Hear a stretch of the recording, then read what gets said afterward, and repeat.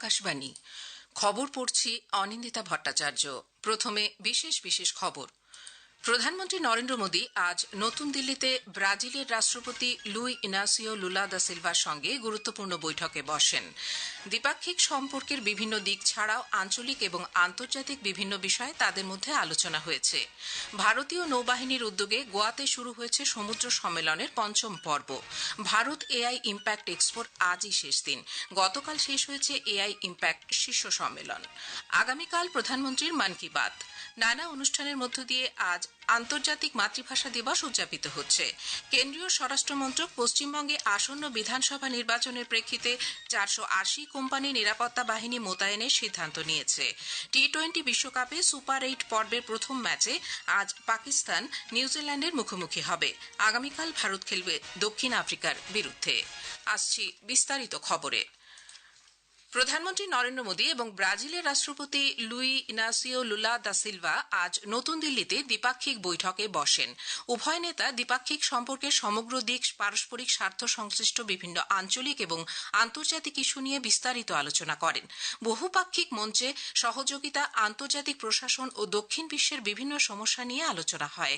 উল্লেখ্য, 2006 সাল থেকে ভারত ও ব্রাজিল সামরিক কৌশলগত অংশীদারত্বের দেশ।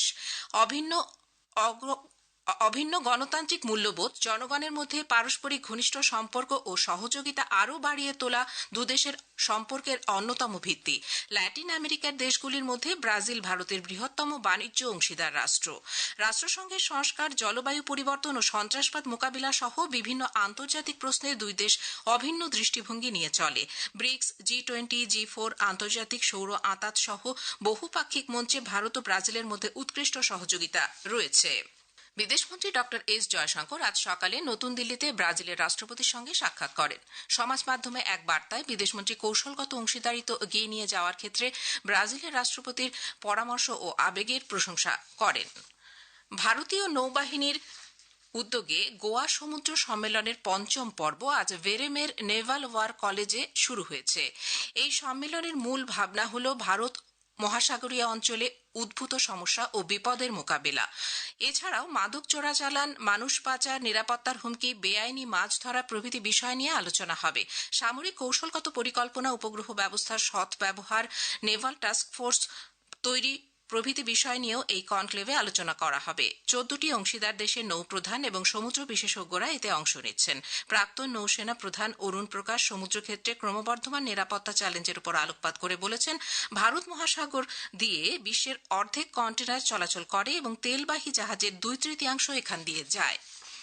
কেন্দ্রীয় স্বরাষ্ট্রমন্ত্রী অমিত শাহ বলেছেন, চলতি বছরের 31 মার্চের মধ্যে নকশালমুক্ত ভারত গড়তে দেশ বদ্ধপরিকর। কেন্দ্রীয় সশস্ত্র পুলিশ বাহিনী সিআরপিএফ এর 87তম প্রতিষ্ঠা দিবস উপলক্ষে তিনি আজ গুয়াহাটিতে এক অনুষ্ঠানে বলেন, সিআরপিএফ এর সদস্যরা দেশের স্বার্থে সর্বদা নিয়োজিত। বাহিনীর জওয়ান ও কোবরা ব্যাটালিয়নের উল্লেখ করে তিনি বলেন, নকশালমুক্ত ভারত গঠনে তাদের অবদান অনস্বীকার্য। ভারতের দায়িত্বশীল এআই দৃষ্টিভঙ্গি সমর্থন করে বিশ্বব্যাপী বিপুল সাড়ার মধ্যে দিয়ে নতুন দিল্লিতে গতকাল ইন্ডিয়া এআই ইম্প্যাক্ট সামিটের পরিসমাপ্তি ঘটেছে।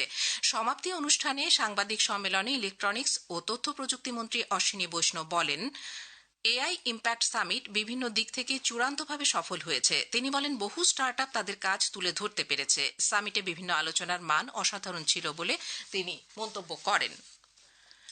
ইন্ডিয়া এআই ইম্প্যাক্ট এক্সপোর আজই শেষ দিন। দর্শক উদ্ভাবকদের বিপুল আগ্রহে এই এক্সপোর মেয়াদ আরও একদিন বাড়ানোর কথা জানানো হয়েছিল। আজ সকাল 9:15 থেকে প্রদর্শনীর দরজা খুলে গেছে। চলবে সন্ধ্যে 6টা পর্যন্ত। ইলেকট্রনিক্স ও তথ্য প্রযুক্তি মন্ত্রকের পক্ষ থেকে একটি নির্দেশিকা জারি করে দর্শকদের জন্য বিশেষ নিরাপত্তার ব্যবস্থা আয়োজন করা হয়েছে।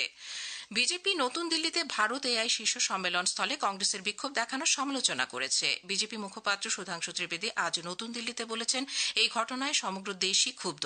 কারণ ভারত এআই শীর্ষ সম্মেলন সকলের কাছে একটা গর্বের বিষয়, কিন্তু কংগ্রেস পার্টি যেভাবে তার ক্ষোভের প্রতিফলন ঘটিয়েছে তা লজ্জাজনক। World AI Summit has become a matter of pride for everybody. But the manner in which Congress has fallen from grace, from stupidity to nudity is definitely very shameful act done by Congress. It cannot be termed or subsided as just a mere politics. It amounts to Rashtradroh. It is just a disrespect to nation. And it seems that Rahul Gandhi, who has said that he has to fight the Indian state, the Sipahis of Lashkar-e-Rahul has come and tried to damage the image of India. Jammu কাশ্মীরের রাজৌরি জেলা নিয়ন্ত্রণ রেখা বরাবর সুন্দরবনিতে সেনাবাহিনী তল্লাশি চালিয়ে প্রচুর পরিমাণে অস্ত্রশস্ত্র উদ্ধার করেছে। যুদ্ধের মতো পরিস্থিতির জন্য সেখানে এই অস্ত্রশস্ত্র মজুত রাখা হয়েছিল। অপারেশন জোয়ালার সম্পর্কে বিস্তারিত জানিয়ে সেনাবাহিনীর মুখপাত্র বলেছেন, সুন্দরবনি সেক্টরের নাথুয়া টিব্বা এলাকায় এ মাসের 19 তারিখে অনুপ্রবেশের চেষ্টা ব্যর্থ করে দেওয়া হয়। প্রধানমন্ত্রী নরেন্দ্র মোদী আগামীকাল আকাশবাণীতে মন কি বাত অনুষ্ঠানের মধ্য দিয়ে দেশ বিদেশের মানুষের সঙ্গে তার চিন্তাভাবনা ভাগ করে নেবেন। এটি হবে মাসিক এই বেতার অনুষ্ঠানের 131তম পর্ব। আকাশবাণী ও দূরদর্শনের সবকটি চ্যানেলে সকাল 11টা থেকে এই অনুষ্ঠান শোনা যাবে। খবর প্রচারিত হচ্ছে আকাশবাণী থেকে। আমাদের সংবাদ শোনা যাবে ইউটিউব চ্যানেল আকাশবাণী সংবাদ বাংলা, ফেসবুক ও ইনস্টাগ্রাম আকাশবাণী সংবাদ কলকাতা এবং এক্স হ্যান্ডেল AIR নিউজ কলকাতাতে। নানা অনুষ্ঠানের মধ্য দিয়ে যথোচিত মর্যাদায় আজ পালিত হচ্ছে আন্তর্জাতিক মাতৃভাষা দিবস।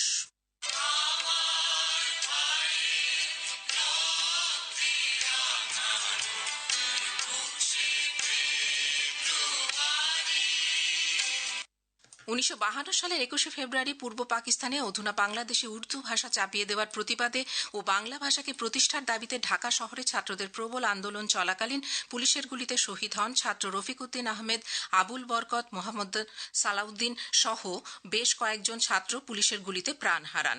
ভাষা আন্দোলনের এই শহীদদের প্রতি শ্রদ্ধা জানাতে রাষ্ট্রসংঘের গৃহীত সিদ্ধান্ত অনুযায়ী প্রতিবছর 21শে ফেব্রুয়ারি পালিত হয় আন্তর্জাতিক মাতৃভাষা দিবস। আসন্ন বিধানসভা নির্বাচনকে সামনে রেখে রাজ্যে 480 কোম্পানি কেন্দ্রীয় সশস্ত্র পুলিশ বাহিনী মোতায়েনের সিদ্ধান্ত নিল কেন্দ্রীয় স্বরাষ্ট্র মন্ত্রক। রাজ্যের মুখ্য সচিব, স্বরাষ্ট্র সচিব এবং রাজ্য পুলিশের ডিজিবিকে পাঠানো এক চিঠিতে স্বরাষ্ট্র মন্ত্রক জানিয়েছে, প্রথম দফায় 480 কোম্পানি বাহিনী মোতায়েন করা হবে। এর মধ্যে 1 মার্চের মধ্যে 240 কোম্পানি এবং 10 মার্চের মধ্যে বাকি 240 কোম্পানি পশ্চিমবঙ্গে এসে পৌঁছবে। পশ্চিমবঙ্গে SIR প্রক্রিয়ায় জুডিশিয়াল অফিসার নিয়োগের বিষয়ে সর্বোচ্চ আদালতের নির্দেশে আজ হাইকোর্টের প্রধান বিচারপতি, রাজ্যের মুখ্য সচিব, মুখ্য নির্বাচনী আধিকারিক, রাজ্যের অ্যাডভোকেট জেনারেল এবং অ্যাডিশনাল সলিসিটর জেনারেল বৈঠকে বসতে চলেছেন। দুপুরের দিকে বৈঠক শুরু হতে পারে। ভারতের শীর্ষ আদালতের প্রধান বিচারপতি সূর্যকান্ত বলেন, দীর্ঘস্থায়ী সাইবার সুরক্ষা সুনিশ্চিত করতে নাগরিক শিক্ষায় জোর দেওয়া অত্যন্ত গুরুত্বপূর্ণ। গতকাল রাজস্থানের জয়পুরে আয়োজিত সাইবার নিরাপত্তা ও সচেতনতা বিষয়ক 3 দিনব্যাপী জাতীয় সম্মেলনের উদ্বোধনী অনুষ্ঠানে প্রধান বিচারপতি একথা বলেন। জম্মু ও কাশ্মীরের রাজৌরি জেলা নিয়ন্ত্রণ রেখা বরাবর ভারত রাষ্ট্রসংঘ নিরাপত্তা পরিষদে সংস্কারের দাবি জোরদার করেছে। ভারত বলেছে, নিরাপত্তা পরিষদে সংস্কারের অপেক্ষায় বিশ্বব্যাপী ধৈর্য ফুরিয়ে এসেছে। আলোচনার সর্বশেষ পর্যায়ে ভারতের স্থায়ী উপপ্রতিনিধি যোজনা প্যাটেল বলেছেন, শান্তি ও নিরাপত্তার মূল দায়িত্ব পালনে নিরাপত্তা পরিষদ ব্যর্থ হয়েছে। কেন্দ্রীয় স্বাস্থ্য ও পরিবার কল্যাণ মন্ত্রী JP নাড্ডা আজ হিমাচল প্রদেশের কাসৌলের কেন্দ্রীয় গবেষণা প্রতিষ্ঠানে টিটেনাস ও ডিপথেরিয়ার টিকার উদ্বোধন করবেন। দেশের জনস্বাস্থ্য ব্যবস্থাকে উন্নত করার লক্ষ্যে টিটেনাস ও ডিপথেরিয়া মোকাবিলায় এই টিকা অত্যন্ত গুরুত্বপূর্ণ পদক্ষেপ। 14 বছর পর সিরিয়ার দামাস্কাসে মার্কিন দূতাবাস পুনরায় খোলার পরিকল্পনা নিয়ে অগ্রসর হওয়া নিয়ে ট্রাম্প প্রশাসন মার্কিন কংগ্রেসকে অবহিত করেছে। মার্কিন প্রেসিডেন্ট ডোনাল্ড ট্রাম্পের নতুন আন্তর্জাতিক শুল্ক ঘোষণার পরেই হোয়াইট হাউস স্পষ্ট করে জানিয়েছে, সাময়িকভাবে ভারতের ওপরও 10% শুল্ক আরোপ করা হবে। মার্কিন শীর্ষ আদালত তার বেশ কয়েকটি শুল্ক আরোপের সিদ্ধান্ত অবৈধ বললেও প্রেসিডেন্ট ট্রাম্প বিকল্প আইন বলে নতুন করে সব দেশের ওপর 10% আন্তর্জাতিক শুল্ক চাপানোর কথা বলেছেন। তবে এই শুল্ক আরোপের সিদ্ধান্ত 150 দিনের মধ্যে সীমাবদ্ধ থাকবে। ICC T20 ক্রিকেট বিশ্বকাপে সুপার 8 পর্বের ম্যাচ আজ থেকে শুরু হচ্ছে। কলম্বোর প্রেমদাসা স্টেডিয়ামে মুখোমুখি হবে পাকিস্তান ও নিউজিল্যান্ড। খেলা শুরু হবে সন্ধ্যে 7টায়। এদিকে ভারত তাদের সুপার 8 পর্বের যাত্রা শুরু করেছে আগামীকাল। শেষ করার আগে বিশেষ খবর আরও একবার।